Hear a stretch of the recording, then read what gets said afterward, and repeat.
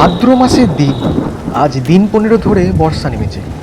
তার আর বিরামও নেই, বিশ্রামও নেই। ক্ষুদিরাম ভট্টাচার্যের বাড়ি আজ দুদিন হাঁড়ি চড়েনি। ক্ষুদিরাম সামান্য আয়ের গৃহস্থ। জমি জমার সামান্য কিছু আয় এবং 2-4 ঘর শিষ্য যজমানের বাড়ি ঘুরে ঘুরে কোনো রকমের সংসার চলে। এই ভীষণ বর্ষায় গ্রামে কত গৃহস্থের বাড়িতেই পুত্রকন্যা অনারে আছে। ক্ষুদিরাম তো সামান্য গৃহস্থ মাত্র। যজমান বাড়ি থেকে যে কটি ধান এসেছিল তা ফুরিয়ে গিয়েছে। ভাদ্রের শেষে আউশ ধান চাষিদের ঘরে উঠলে তবে আবার কিছু ধান ঘরে আসবে। ছেলেপুলেরা দুবেলা পেট পুড়ে খেতে পাবে। নেপাল ও গোপাল ক্ষুদিরামের 2 ছেলে। নেপালের বয়স বছর 12, গোপালের 10। কদিন থেকে পেট ভরে না খেতে পেয়ে ওরা 2 ভাই সংসারের ওপর বিরক্ত হয়ে উঠেছে। নেপাল বললে, এই গোপলা, খিদে পেয়েছে না তোর? গোপাল ছিপ চাঁচতে চাঁচতে বললে, হুঁ দাদা। মাকে গিয়ে বল, আমারও পেট চুই চুই করছে। মা বকে, তুমি যাও দাদা। বকুক গে, আমার নাম করে মাকে বলতে পারবি না?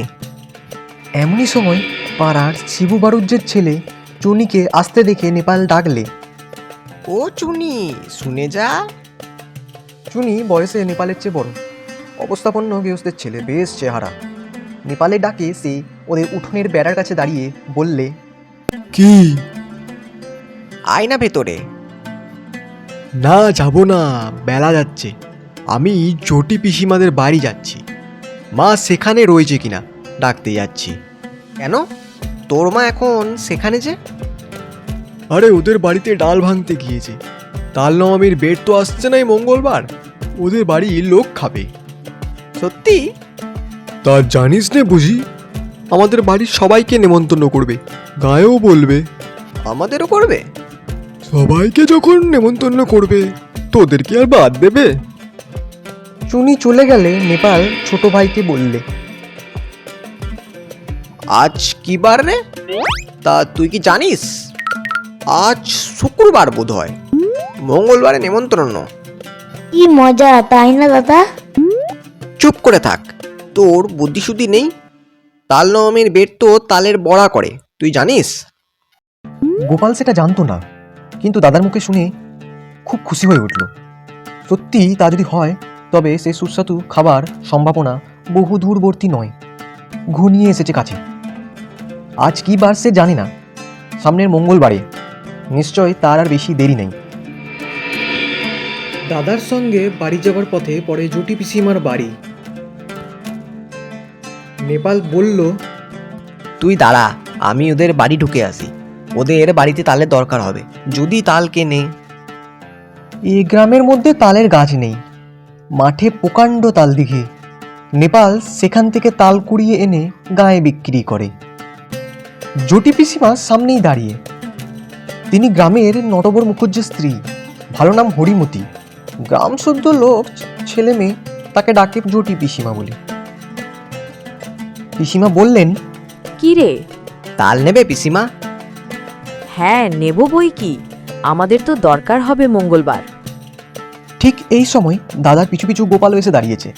জটি পিসিমা বললেন, পেছনে কি রে গোপাল? তা সন্ধেবেলা 2 ভাই গিয়েছিলি কোথায়? নেপাল হাসি মুখে বললে, মাছ ধরতে। পেলি? ওই দুটো পুঁটি আর একটা ছোট বেলে। তাহলে যাই পিসিমা? আচ্ছা এসো গে বাবা, সন্ধে হয়ে গেল, অন্ধকারে চলাফেরা করা ভালো নয় বর্ষাকালে। জটি পিসিমা তাল সম্বন্ধে আর কোনো আগ্রহ দেখালেন না, বা তাল নবমীর ব্রত উপলক্ষে তাদের নিমন্ত্রণ করার উল্লেখ করলেন না। যদিও দুজনেই আশা ছিল হয়তো জটি পিসিমা তাদের দেখলে নিমন্ত্রণ করবেন। এখন দরজার কাছে গিয়ে নেপাল আবার পেছন ফিরে জিজ্ঞেস করলে, তাল নেবেন তাহলে? তাল? তা দিয়ে যেও বাবা, কটা করে পয়সায়? 2টো করে দিচ্ছি পিসিমা। তা নেবেন আপনি 3টে করে নেবেন? বেশ কালো হেরে তাল তো, আমাদের তালের পিঠে হবে তাল নবমীর দিন, ভালো তাল চাই। মিস কালো তাল পাবেন, দেখে নেবেন আপনি। গোপাল বাড়ি এসেই দাদাকে বললে, কবে তাল দিবি দাদা? কাল। তুই ওদের কাছে পয়সা নিস নে দাদা। কেন রে? তাহলে আমাদের নেমন্তন্ন করবে দেখিস তুই। দূর, তা হয় না। আমি কষ্ট করে তাল কুড়োবো আর পয়সা নেব না। রাত্রে বৃষ্টি নামে, হুহু বাতলার হাওয়া সেই সঙ্গে। পূব দিকের জানালার কপাট দড়ি বাঁধা, হাওয়ায় দড়ি চিরে সারা রাত খটখট শব্দ করে ঝড় বৃষ্টির দিনে। গোপালের ঘুম হয় না, তার যেন ভয় ভয় করে। সে শুয়ে শুয়ে ভাবছে, দাদা তাল যদি বিক্রি করে তবে ওরা আর নেমন্তন্ন করবে না। তা কখনো করে নাকি?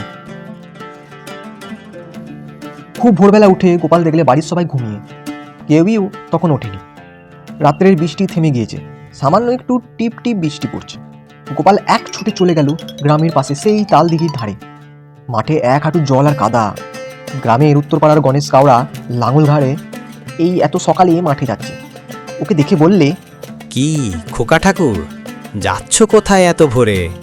তাল কুড়োতে দিঘির পারে। বড্ড সাপের ভয় খোকা ঠাকুর, বর্ষাকালে ওখানে যেও না একা একা।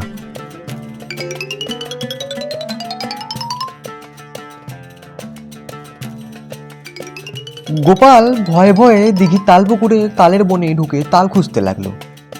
বড় আর কালো কুচকুচ একটা তাল প্রায় জলের ধারে পড়ে। সেটা কুড়িয়ে নিয়ে ফিরে আসবার পথে আরও গোটা তিনেক ছোট তাল পাওয়া গেল। ছেলে মানুষ এত তাল বয়ে আনার সাধ্য নেই। দুটি তাল মাত্র নিয়ে সোজা একেবারে জটি পিসিমার বাড়িতে হাজির। জটি পিসিমা সবেমাত্র সদর দোর খুলে দোরগোড়ায় জলের ধারা দিচ্ছেন। ওকে এত সকালেই দেখে অবাক হয়ে বললেন। কি রে খোকা? গোপাল এক মুখ হেসে বললে, তোমার জন্য তাল এনেছি পিসিমা। জটি পিসিমা আর কিছু না বলে তাল দুটো হাতে করে নিয়ে বাড়ির ভেতরে চলে গেলেন। গোপাল একবার ভাবলে তাল নবমী কবে জিজ্ঞেস করে, কিন্তু সাহসে তার কোলায় না। সারাদিন গোপালের মন খেলাধুলোর ফাঁকে কেবলই অন্যমনস্ক হয়ে পড়ে। সে শুনতে পায় বকুলতলার ডোবায় কটকটে ব্যাঙের দল থেকে থেকে ডাকছে। গোপাল জিজ্ঞেস করলে, ব্যাঙগুলো আজকাল তেমন ডাকে না কেন মা? নতুন জলে ডাকে, এখন পুরনো জলে তত আমোদ নেই ওদের। আজ কি বার মা? সোমবার।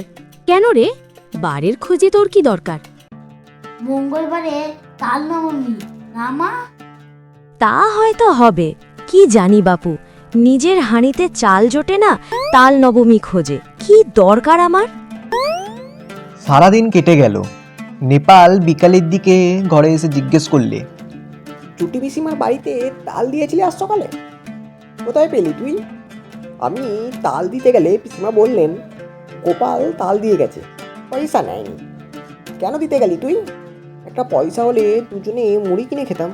ওরা নেমন্তন্ন করবে দেখিস দাদা, কাল তো তাল নবমী। সে এমনি নেমন্তন্ন করবে, পয়সা নিলেও করবে। তুই একটা বোকা। আচ্ছা দাদা, কাল তো মঙ্গলবার না? ও, রাত্রে উত্তেজনায় গোপালের ঘুম হয় না।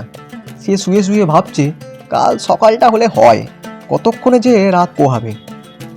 হঠাৎ সে কখন ঘুমিয়ে পড়ে সে নিজেও জানে না। সে স্বপ্নে দেখছে জটি পিসিমা আদর করে ওকে বললেন খাওয়ানোর সময়, খোকা, কাঁকড়ের ডাল না আর নিবি? মুগের ডাল বেশি করে মেখে নে। খোকা, কখানা নিবি তাল পিঠেনি? খোকা, যে তাল তুই কুড়িয়ে এনে দিয়েছিলি সেটা দিয়েই পায়েস হলো। খা খা, খুব খা, আজ যে তাল নবনী রে। নানা ধরনের খাবার এবং তার গন্ধ বাতাসে যেন ঘুরে বেড়াচ্ছে। খেজুর গুড়ের পায়েসে সুগন্ধ যেন বাতাসে। গোপালের মন খুশি ও আনন্দে ভরে উঠল। সে বসে বসে খাচ্ছে, কেবলই খাচ্ছে। সবারই খাওয়া শেষ, তবু ও খেয়ে যাচ্ছে। লাবণ্যদি হেসে বললে, আর নিবি তাল পিকিলি? ও গোপাল, ও গোপাল! হঠাৎ গোপাল চোখ চেয়ে দেখে সে তাদেরই বাড়িতে শুয়ে আছে। মার হাতের মৃদু ঠেলায় ঘুম ভেঙেছে তার। মা পাশে দাঁড়িয়ে বলছেন, ওঠ ওঠ, বেলা হয়েছে কত, মেঘ করে আছে তাই বোঝা যাচ্ছে না। বোকার মতো ফ্যাল ফ্যাল করে সে মায়ের মুখের দিকে চেয়ে রইল। আজ কি বার মা? মঙ্গলবার। তাও তো বটে, আজই তো তাল নবমী। ঘুমের মধ্যে ওসব কি হিজিবিজি স্বপ্ন সে দেখছিল। বেলা আরো বাড়ল। ঘন মেঘাচ্ছন্ন বর্ষার দিনে যদিও বোঝা গেল না বেলা কতটা হয়েছে। গোপাল দরজার সামনে একটা কাঠের গুঁড়ির উপর ঠায় বসে রইল। বৃষ্টি নেই একটুও, মেঘ জমানো আকাশ, বাদলের সজল হাওয়ায় গা শিরশির করে। গোপাল আশায় আশায় বসে রইল বটে, কিন্তু কই পিসিমাদের বাড়ি থেকে তো কেউ নেমন্তন্ন করতে এলো না। অনেক বেলায় তাদের পাড়ার জগবন্ধু চক্রবর্তী তার ছেলে মেয়েকে নিয়ে সামনের পথ দিয়ে কোথায় যেন চলেছেন। তাদের ঠিক পেছনে রাখাল রায় ও তার ছেলে সানু, তার পেছনে কালীবর বাড়ুজ্যের বড় ছেলে পাঁচু আর ও পাড়ার হরেন। গোপাল ভাবলে এরা যায় কোথায়।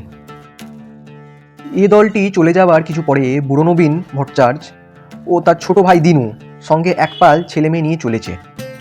দিনু ভট্টাচার্যের ছেলে পুরোরাম ওকে দেখে বললে, এখানে বসে কেন রে, যাবি নে? কোথায় যাচ্ছিস তোরা? চটি পিসিমাদের বাড়ি তাল নবমী নেমন্তন্ন খেতে। করেনি তোদের? ওরা বেছে বেছে বলেছে কি না, সবাইকে তো বলেনি। গোপাল হঠাৎ রাগে অভিমানে যেন দিশেহারা হয়ে গেল। রেগে দাঁড়িয়ে উঠে সে বলল, কেন করবেন আমাদের নেমন্তন্ন? আমরা এর পরে যাব। রাগ করবার মতো কি কথা সে বলেছে বুঝতে না পেরে পুরোরাম অবাক হয়ে বললে, বারে তা অত রাগ করিস কেন, কি হয়েছে? ওরা চলে যাবার সঙ্গে সঙ্গে গোপালের চোখে জল এসে পড়ল। বোধহয় সংসারের অবিচার দেখে। পথ চেয়ে সে বসে আছে কদিন থেকে, কিন্তু তার কেবল পথ চাওয়ায় সারল। তার সজল ঝাপসা দৃষ্টির সামনে পাড়ার হারু, হিতেন, দেবেন, গুটকে তাদের বাপ কাকাদের সঙ্গে একে একে তার বাড়ির সামনে দিয়ে জটি পিসিমাদের বাড়ির দিকে চলে গেল।